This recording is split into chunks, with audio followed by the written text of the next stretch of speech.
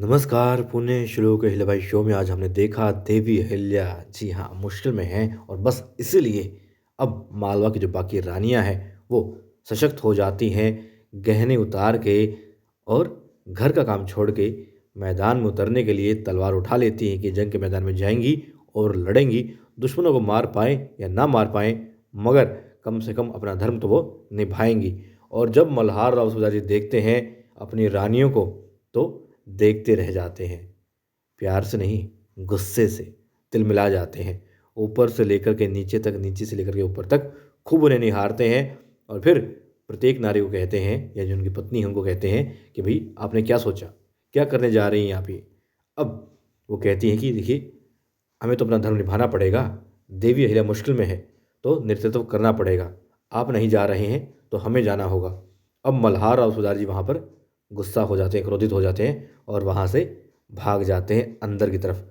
सारी सेना खड़ी रहती है, देखती रहती है और तीनों रानियाँ मुस्कुराती है, क्योंकि वहाँ पर आज ज़बान भी चल रही थी तीनों रानियों की। इतना ही नहीं, हरको बाई भी बोल रही थी और ये बात भला किसी भी पुरुष को कैसे बर्दाश्त हो सकती थी। लेकिन खैर यहाँ पर बात ये नहीं थी, बात थी कि अंदर का जो राजा है, जो उनका जाबाज सिपाही है, योद्धा है, वो जगाना था सूबेदार जी का। और इसीलिए अब उन्हें लग रहा है कि हाँ, कामयाबी मिल रही है, तो तीनों रानियाँ मुस्कुराती हैं और फिर सूबेदार जी के पीछे-पीछे जाती हैं। सूबेदार जी अपने कक्ष में जाते हैं और फिर रानियाँ जाती हैं। वो कहती हैं, "आखिर क्या साबित करना चाहती हैं आप? हमारा मान-मर्दन कर रही हैं आप, हमें बेइज़्ज़त कर रही हैं।" वो कहते, "नहीं, ऐसा नहीं कर रहे हैं। बेइज़्ज़ती तब है जब हम भी हथियार ना उठाएँ, अपना धर्म ना निभाएँ। आखिर हम योद्धा की पत्नी हैं, योद्धा की माँ हैं, तो फिर भला हम तलवार क्यों नहीं उठा सकती?" सुधा जी कहते हैं, "आप लोग तो गहने उतार के और चक्कू छुरी छोड़ कर के तलवार उठाने चली हैं। कभी तलवार चलाई है? युद्ध क्या होता है जानती भी हैं और योद्धा बनने चली हैं। कोई योद्धा नहीं बन जाता यूँ एक दिन में कि तलवार उठाई और योद्धा बन गए। नहीं, ऐसा नहीं होता।" अब द्वारकाबाई साहिब कहती हैं कि हाँ, बिल्कुल आप सही कह रहे हैं, मगर धर्म तो निभाना पड़ेगा, किसी को तो जाना पड़ेगा। और जब आप जो योद्धाओं का योद्धा है, वो तलवार त्याग दे, तो भला फिर सेना का नेतृत्व कौन करेगा? आखिर किसी को तो करना होगा। बस हम अपना रानी होने का धर्म निभा रही हैं, क्या गलत है? अब वहाँ पर मालेराव भी आ जाता है।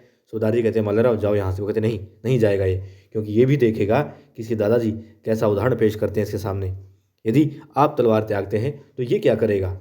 ये भी यही देखेगा ना। और यदि आप तलवार उठाते हैं, तो ये भी गर्व से तलवार उठाएगा और अपनी जनता की, प्रजा की रक्षा कर पाएगा।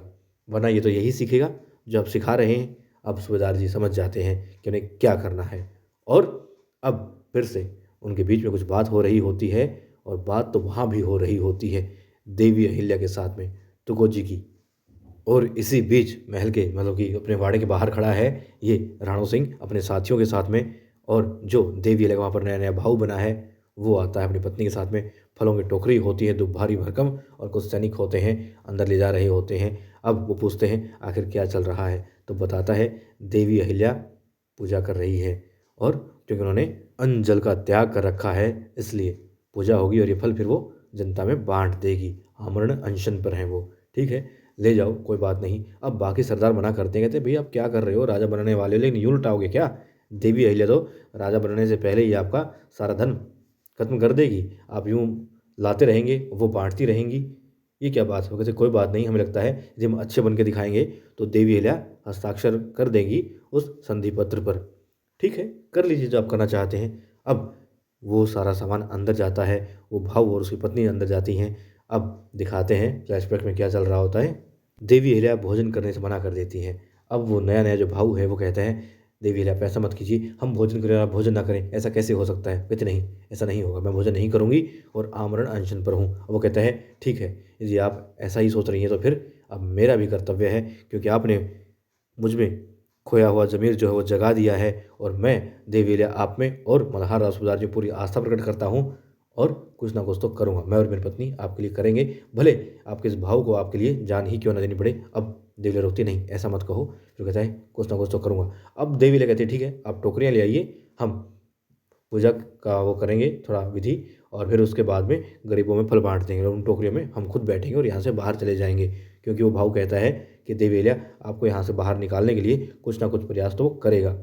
अब देवी अहिल्या उसके प्रयास में थोड़ा विचार डालती हैं और फिर वो टोकरियाँ आ जाती हैं। अब बाकी सैनिक बाहर इंतज़ार कर रहे होते हैं कि देवी अहिल्या पूजा खत्म करे और फिर फलों की टोकरी ले जाए। और अब देवी अहिल्या की, जी हाँ, वहाँ पर जगह ले लेती है देवी ने वस्त्र यहाँ पर बदले हुए होते हैं, कहाँ से आए मालूम नहीं, मगर वस्त्र उन्होंने बदल लिए हैं। और जो उस भाऊ की पत्नी है वो वहाँ पर देवी लीला बन करके बैठ जाती है, पूजा कर रही होती है और देवी लीला टोकरी में बैठ जाती है। तुकोजी भी टोकरी में होते हैं, मगर वहाँ पर आसपास जो तकिए हैं, जो और सामान है, उससे एक बंदा बना करके लिटा दिया जाता है कि हाँ उसने वस्त्र ऊपर से ओढ़ रखे हैं, सो रहा है, आराम कर रहा है। एक सैनिक कहता है तुकोजी है, मैं देखूँ तो? वो कहता नहीं, इन्हें तंग मत करो, क्योंकि अभी भी इनको नींद आई है, आराम कर रहे हैं, जाग जाएंगे तो फिर परेशान होंगे, क्योंकि भूखे हैं, आमरण अनशन पर हैं, तो चक्र खाकर गिर गए थे। ठीक है, हाँ हाँ, ऐसा ही है क्या? बस ये बना था योद्धा, एक ही दिन में भूखा रहकर चक्कर खा के गिर गया। हाँ ठीक है, और वो लोग वहाँ से चले जाते हैं। और क्या होता है, और अब वो राणो सिंह क्या करता है, कहता है भाई इन फलों को कहाँ लेके जा रहे हो? बांटने हैं। ठीक है, बाकी सरदार कहते हैं, जो नए नए सरदार बनने वाले हैं, कह रहे हमारे सैनिक भी तो भूखे हैं, यहाँ बांट दो, हम खा लेंगे, हमारे सैनिक खा लेंगे। एक बात तो राणो जी हमारी मान लीजिए, हम आपकी सारी बात मानते हैं। अब राणो जी मानना तो नहीं चाहता था, मगर बेचारा, जैसा देवीला कहती है कि वो जितना चतुर बनता है उतना ही मूर्ख भी है, और दूसरों की बातों में भी आ जाता है। और यहाँ फिर वो अपने सरदारों की बातों में आ जाता है, कहता है ठीक है, देख लो, खा लो, कोई बात नहीं, हमें तो बांटना ही है। और अब वो उसके जो सैनिक हैं, जो नए नए सरदार बनने वाले हैं, चापलूस भी हैं और तेज़ तर्रार भी हैं, उनमें से एक आगे बढ़ता है और क्या पाता है, फल होते हैं। अब पहले खाएगा, बांटेगा, क्या करेगा, आने वाले एपिसोड में देखेंगे। मगर हाँ, आने वाले एपिसोड में हम ये भी देखेंगे कि मल्हार राव सूबेदार जी तलवार उठा लेते हैं, योद्धा बन जाते हैं, मालेराव को गर्व से उछालते हैं कि बेटा ये तलवार है और ये हर योद्धा का गहना होता है, और हमारा भी यही गहना है। और अब हम देखते हैं रानियाँ क्या है, अपने वस्त्र बदल चुकी होती हैं, योद्धा के वस्त्र नहीं, अब फिर से रानियों के श्रृंगार में होती हैं और मल्हार राव सूबेदार जी की आरती कर रही होती हैं। और कल हम देखेंगे मल्हार राव सूबेदार जी अपनी कमर पर तलवार लेकर के, घोड़े पर सवार होकर के चढ़ाई कर देते हैं इस राणो सिंह के, किला तो नहीं है खैर, जैसा भी वाड़ा है, इसके ऊपर और इसके सैनिकों पर। और फिर क्या हासिल होना है, जाहिर सी बात है, धूल में उड़ा देंगे मल्हार राव सूबेदार जी इस राणो सिंह को।